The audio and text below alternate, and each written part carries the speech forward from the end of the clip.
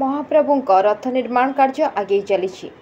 गतकाली 3 रथरे खपुरी समेत पाराभाड़ी को मिसाई 13 परस्थ पोटल सेटिंग संपन्न होता। आज महाराणा सेवक माने 3 रथर प्रभा फ्रेम प्रस्तुत पूर्वक फ्रेम रे पट्टा पकाई खिलण कटिंग शेष करिसेंती। प्रभारे बांक पड़ी रूप खोदे पट्टा सेटिंग बाकी रही।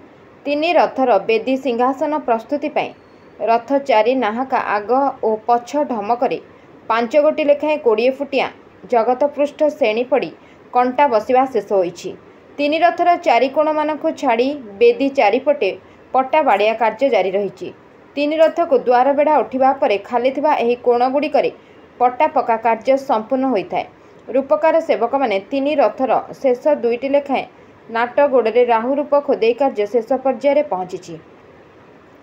चित्रकार सेवक माने 3 रथर हंसपटा शिखर डंबरू अँला कन्यापटा थेकेरा बाड़ 15 रु ऊर्ध्व पार्श्व देवदेवी मूर्ति रे रंग कार्य शेष करी रथ चक कोणगुज पट्टागुजरे रंग कार्यकारी रखिछंती।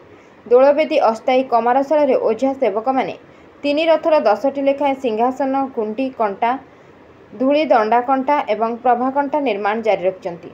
दरजी सेवक माने 3 रथर बत्ता कनारे लेस फिटिंग सह द्वार बेढ़ा एवं चंद्रशाली जरी लेस सह फूल पका स्टिचिंग कार्य जारी रखिछंती।